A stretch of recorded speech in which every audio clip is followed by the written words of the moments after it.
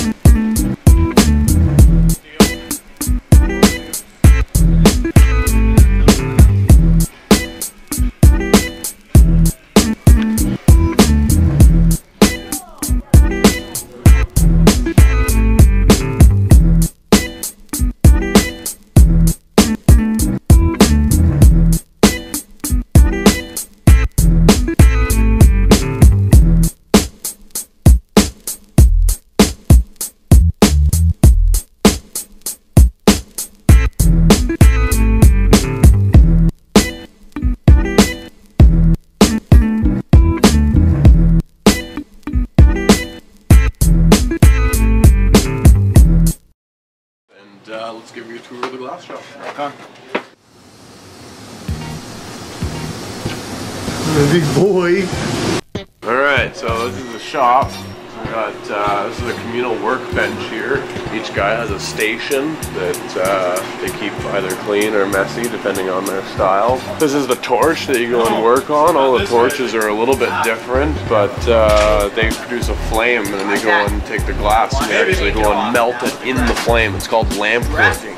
There's tools that you can use to go and manipulate the glass and hold on to the hot pieces of glass. And all the glass blowers wear a pair of glasses. They're called didymium lenses that keeps away that big orange flame that you see there. So you can see when a lens goes in front of it, you can see that orange flame is gone. You can see how the difference is there. So we got ventilation up here that takes away all the hot air and the fumes and the glass dust that comes off sometimes. Everyone has their own little workspace. This is a little corner space that gets rented out to a guy from the UK, Charlie. He's over here torching away. Gotta have fire extinguishers in the house. Oh yes, don't forget the fire extinguishers. Don't forget the fire extinguisher. Once all the glass is made, you go and take your individual sections that are on these handles. So you got your section that you can work in the flame, and then you've got this glass handle that you actually hold on to, and that's what you can manipulate the glass with. All the tools are made of graphite, so you can push the glass and move the glass with these tools, and it doesn't stick. Oh. Yeah, sometimes things get thrown around in here a little bit. This is our trash disposal in the middle, so everything goes into the trash, and there's a bucket down there, and then that gets emptied out, and then it goes into the freezer over here, and then that freezer will get all crushed down, and then that'll get recycled. You can see there's lots of different tools for different shapes and different holding and pressing, and all the tools serve their own little purpose. This is the kiln. This is one of the most important tools. This opens up and it's warm in there, 1052 degrees Fahrenheit, so you hold that at a consistent temperature so that you can go and take the glass straight out of the kiln and put it straight into the flame, and once it's above 950 degrees you can put it in there and there won't be shock, and you'll be able to move the flame or move the glass around in the flame from there. This is the raw color. This is how the color comes. Each one of these sticks is its own color. It'll have a name and a number, and they all work very differently. And this is the expensive stuff. This stuff is about $90 to $120 a pound. Clear glass is about $5 a pound. So clear glass is very cheap, colored glass is very expensive. This is the big kiln, so when you're making a very large piece, you go into the big kiln. This is a home-built kiln that was actually a top-loader kiln that I welded all this construction onto, flipped it upside down, and then now we can actually go and drop.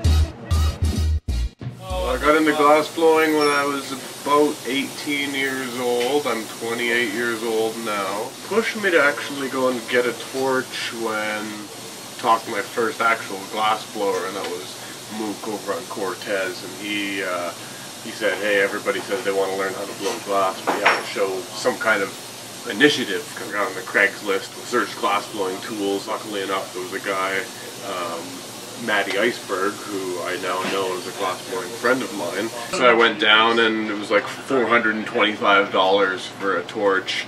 He gave me a couple of little like pieces of glass color and tubes, and just some basic little tips or whatever. Mook was nice enough to let me come over and do some instruction with him after I got my equipment. He said, okay, well, you can come over and we'll do an instructional demo.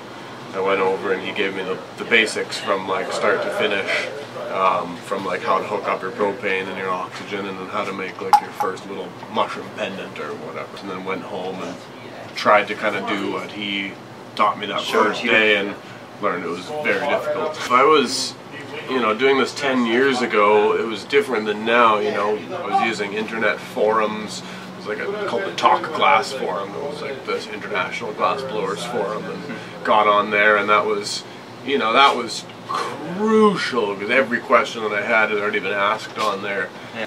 It took like 6 months. I didn't have a kiln for the first 6 months. I had like a pot of vermiculite and was making pendants, and like was putting them into this pot of vermiculite, and they just like cool down slowly in that vermiculite and usually crack. I guess when I started, it was a hobby, but I guess I knew that when I started it could be a full-time job. Like the first class that I took, he said, like with Mook, he said, you know, I'm going to teach you a skill that you'll be able to feed a family on or whatever, right? But it's going to take some time.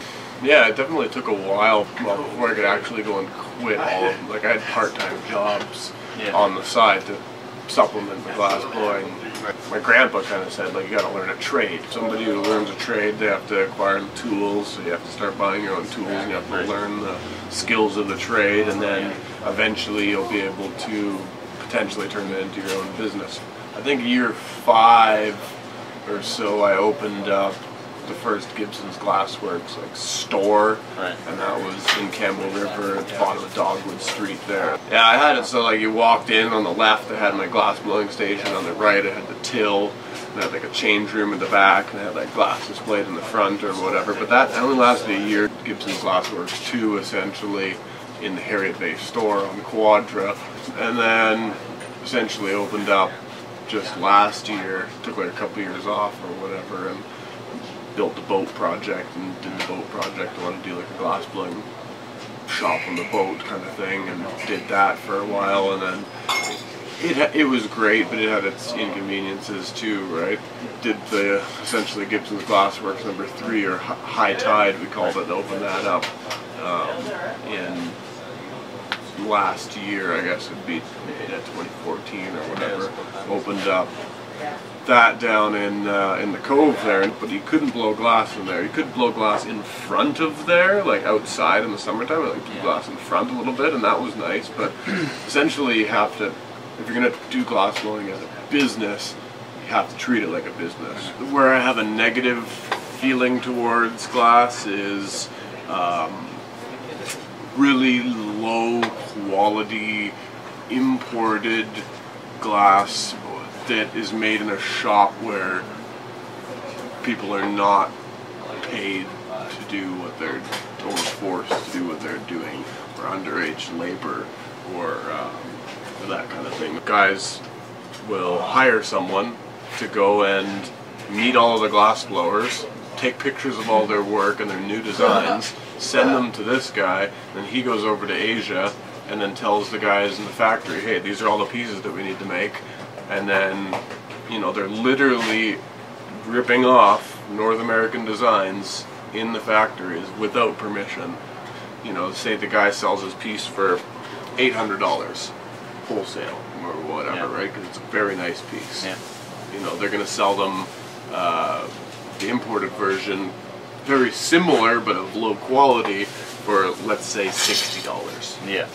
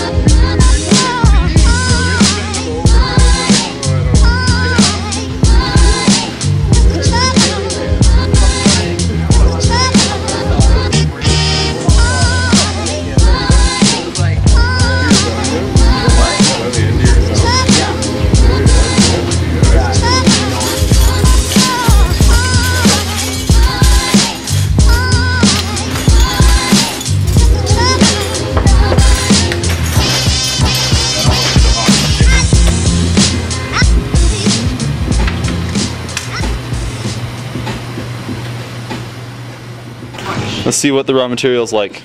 So they come in 5-foot lengths. This is called 38 by 4, so it's 38 mils around. 4mm wall thickness. And how do you guys cut down those 5-foot lengths? Yeah, there's different ways to go and cut the tubing up, but I'll go and show you here. Start by squaring the glass, you get it wet, and you get a little dollop on there.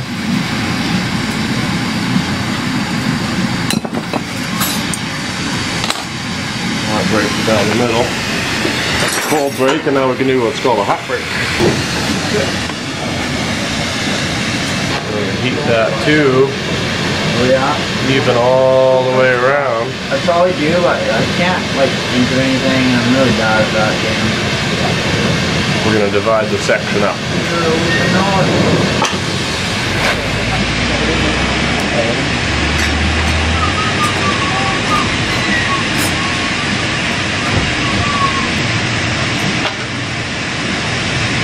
Point pull, so that divides the section up. Cut that in half.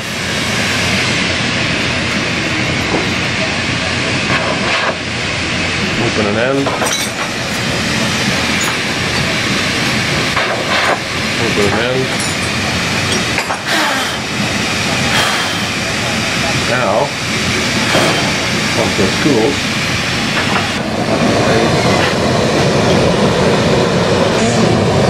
that's not bad. Good to be stoked.